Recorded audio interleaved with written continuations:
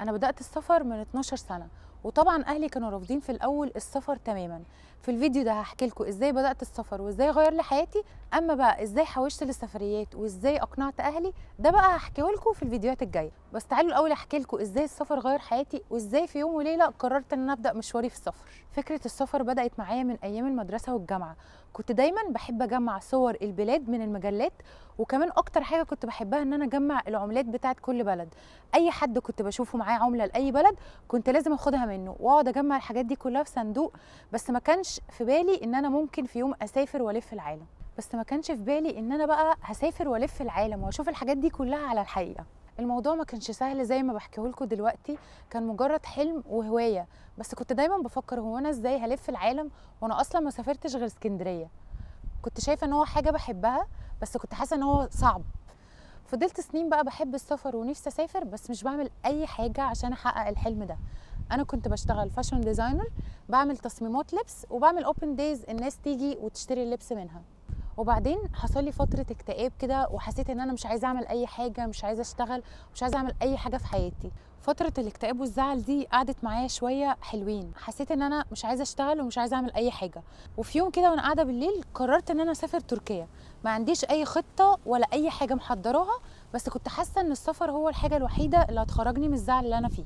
وخصوصا عشان انا كنت مجمعه فلوس كويسه، لاني قعدت فتره كبيره قوي بشتغل ومش بعمل اي حاجه غير ان انا بشتغل. ممكن يكون ده كان سبب من اسباب الضغط اللي كانت عليا، بس بصراحه كان سبب وكان بيشجعني اكتر ان انا اسافر. لان انا لما لقيت معايا فلوس كويسه حسيت ان انا طب وليه لا، ما انا ممكن احجز طياره واسافر دلوقتي. تتوقعوا ايه بقى اكتر بلد انا كان نفسي اسافرها وابدا بيها رحلتي؟ انا متاكده ان البلد دي مش انا بس، انا متاكده ان كتير قوي منكم لو لسه ما بداش يسافر هي دي اول بلد هتيجي على باله. وبلد ناس كتير قوي مننا بتكون دي اول بلد نفسهم يسافروها، وهي تركيا. تركيا كنت دايما بحب اتفرج على كل حاجه تخص تركيا كفيديوهات على اليوتيوب او صور او حتى المسلسلات التركي، وكنت دايما بشوف ان دي اول بلد انا نفسي اسافرها. فعلا يا جماعه قعدت وحجزت اول سفريه في حياتي، وانا كنت بعمل الحاجات دي انا اصلا كنت متخيله ان دي اول مره واخر مره هسافر. قعدت ادور ايه ارخص تذكره طيران، وايه اصلا المطار اللي هنزله في تركيا. قعدت بقى اشوف هي اصلا من مصر لتركيا دي الطياره قد ايه، طب انا هركب طياره ازاي، طب لما اوصل هعمل ايه.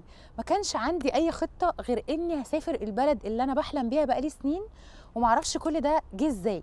بس انا قررت ان انا اسافر، وفعلا حجزت تذكره الطيران وقعدت اتاكد كويس قوي هو انا حاجزاها صح ولا حاجزاها غلط. هي الطياره دي فعلا هتوديني، وكل القلق اللي بيكون عند كل شخص في اول مره يسافر فيها.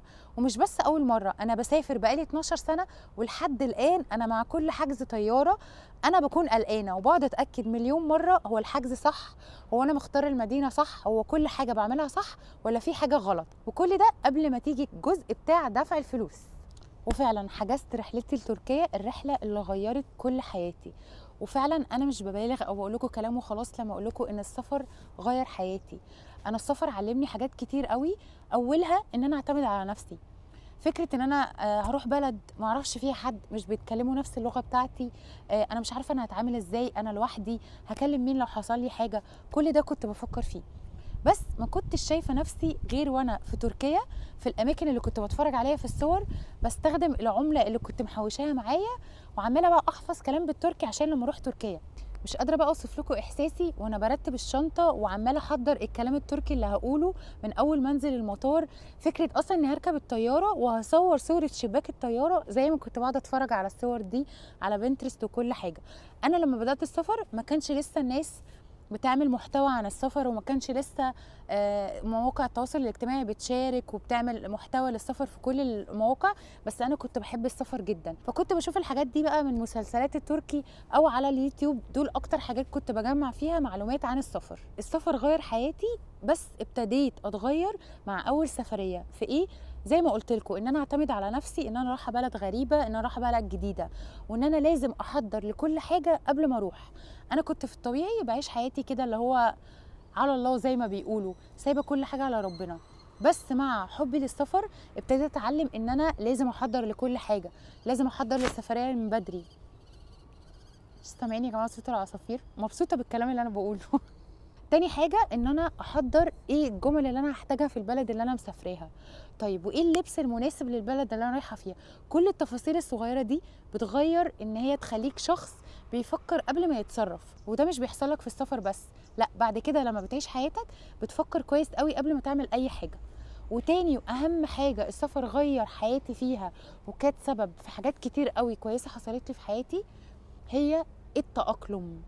يا جماعة السفر بيخليكوا تتأقلموا على كل حاجة، تتأقلموا على كل الظروف اللي ممكن تحصل لكم فجأة، تتأقلموا على ناس ما تعرفوهاش. وزي ما بقول لكم ان السفر علمني ازاي اتأقلم على الظروف اللي ممكن تحصل، دي الحاجة اللي حصلت لي مع اول سفرية.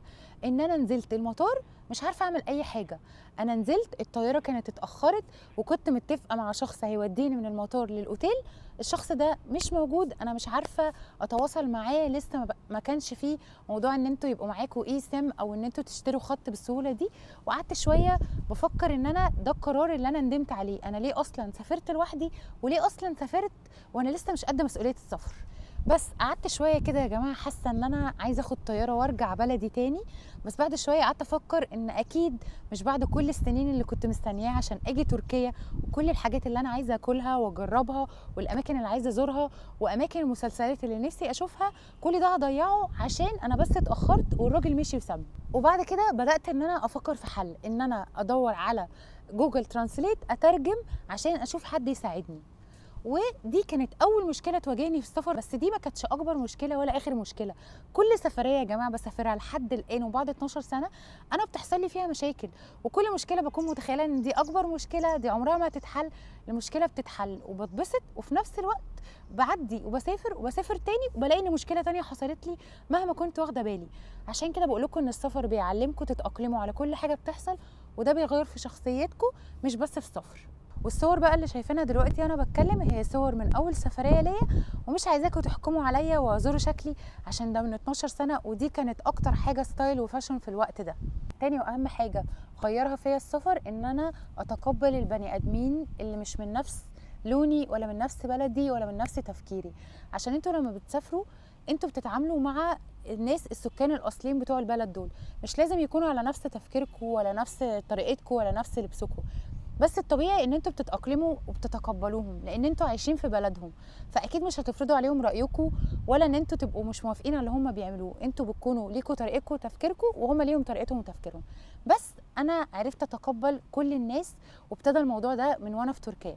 وكمان ما كنتش بضطر ان انا اغير من نفسي او تفكيري، بالعكس انا كنت بفكر بنفس تفكيري ونفس مبادئي وافكاري، بس كمان كنت بتقبل الاخرين زي ما هم. وعايزه اقول لكم ان من تاني يوم ليا في سفريه تركيا قررت ان انا مش هبطل اسافر، وقررت ان انا اهم حاجه في حياتي ان انا اشتغل احوش فلوس اسافر والف العالم. والسفر غيرني في كل حاجه من الوقت ده، علمني اني اكون قويه، اتاقلم مع كل الناس وكل الظروف، الناس اللي مش شبهي في اي حاجه، الظروف اللي ممكن تكون صعبه وعمري ما عديت بيها قبل كده، وازاي الحاجات دي غيرت كل حياتي. رحلتي في تركيا كانت بداية مشواري في السفر. أنا لسه فاكرة أول مرة كنت ماشية في شارع تقسيم، أول مرة شفت آيا صوفيا وكل الحاجات أو المعالم السياحية اللي كنت بتفرج عليها في المسلسلات، برج جلاتا تاور، مسجد السلطان أحمد، كل الأماكن اللي كنت بشوفها في الصور وفي المسلسلات كنت كاتباها في ورقة، وكنت بقول كل يوم أنا هروح المكان ده واتفرج عليه.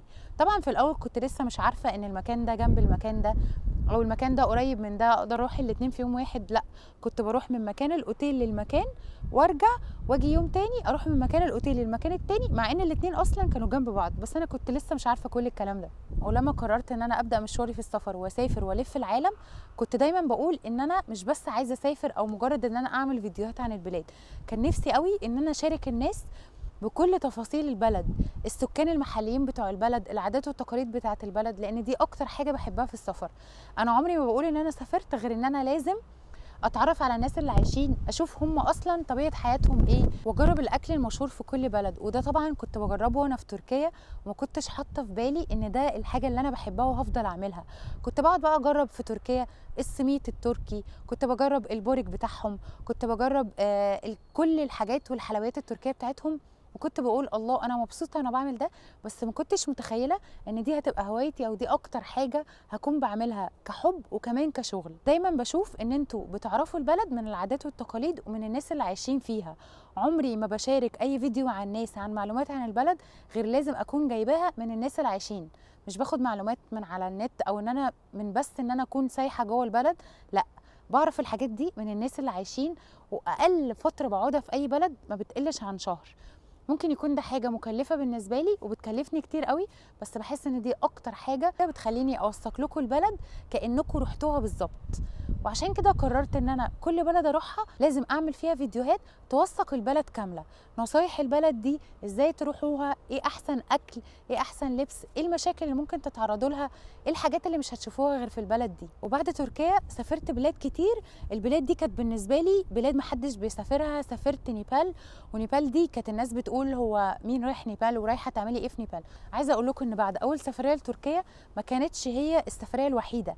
انا سافرت تركيا بعد اول مره دي 3 مرات قبل ما افكر في وجهه تانية او بلد تانية اسافرها، لاني كنت حاسه ان انا لا، انا عايزه بقى اسافر البلد دي واتبسط فيها بعد ما اتعلمت عن السفر وبعد ما عرفت كل حاجه. وده فعلا اللي حصل. وكل مره كنت بروح فيها كنت باخد خبره اكتر من المره اللي بعديها. عشان كده اي حد بيعوز يسافر تركيا هو بجد بيسالني عشان انا حافظه البلد دي حته حته. وعايزه اقول لكم ان انا بعد سفريه تركيا قعدت فتره عشان كنت حاطه في بالي ان تاني بلد هسافرها لازم تكون اكتر بلد بقى كان نفسي اسافرها من زمان، من وانا صغيره جدا، كانت كوريا الجنوبيه. ولما كنت بقرر ان انا هسافر البلد دي او اقول ان انا اروح كوريا الجنوبيه كنت بسمع الناس كلها بتقولي كوريا الجنوبيه ايه يا بنتي، هو في حد بيسافر كوريا الجنوبيه؟ وفعلا فضلت من سفريه تركيا لسفريه كوريا الجنوبيه افكر واحوش عشان ازاي هسافر البلد دي، البلد بقى اللي فعلا كانت بالنسبه لي حلم، وكمان حلم اكبر بكتير جدا من تركيا. مشواري في السفر بقى كان مليان تحديات وتضحيات.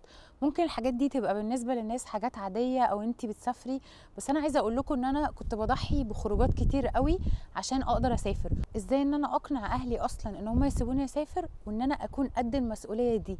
دي كلها حاجات خدت وقت طويل قوي، ان انا ما اخرجش في اماكن كتير مع اصحابي عشان احوش الفلوس دي عشان اسافر البلد اللي نفسي فيها. وعشان كده انا قررت ان انا طول الوقت اعمل فيديوهات نصايح عن السفر، او حتى لو انت لسه ما سافرتش او لسه ما سافرتيش ازاي تتفرجي على البلد معايا وتعيشي كل التجارب فيها كأنك جوه البلد. واليوم اللي كنت مكتئبة فيه وحاسة ان ده اكتر يوم وحش في حياتي هو اليوم اللي فعلا غير حياتي. ولما الناس بتتكلم عن السفر وبتقول قد ايه هو بيغير، انا عارفه ان في ناس كتير بتحس ان ده كلام وخلاص، بس اسالوا كده اي حد سافر مع كل سفريه بيسافرها ومع اول سفريه هو سافرها السفر غير حياته. في الفيديوهات الجايه بقى هشرح لكم ازاي اقنعت اهلي، ودي بقى مرحله ما كانتش سهله خالص. بس هل لو رجع بيا الزمن ان انا اسافر واضحي كل الحاجات اللي ضحيت بيها واعمل كل الحاجات اللي عملتها عشان اسافر هعمل كده ولا لا؟ هعمل كده. وبشجعكم كلكم تعملوا كده، واشجعكم كلكم ان انتوا تبداوا تسافروا. لو لسه امكانياتكم مش ان انتوا تسافروا بره البلد اللي انتوا فيها، ابداوا سافروا جوه البلد اللي انتوا فيها، لان السفر هيغير تفكيركم وهيغير دماغكم وهيغير احساسكم. انا اتعلمت ان انا ما اضيعش ولا ثانيه في السفريه، وده بيخليك برضو تتعلم ما تضيعش اي وقت حلو تقضيه في حياتك. اتعلمت ان انا اصبر على كل يوم وكل لحظات وحشه بعيشها في حياتي عشان اسافر، وده برضو علمني ان انا اصبر على كل الظروف الصعبه اللي بعدي بيها عشان في حاجه انا عايزه اوصل لها. استنوا بقى الفيديو الجاي عشان تعرفوا ازاي اقنعت اهلي، والفيديو الاقوى ازاي حوشت للسفريه.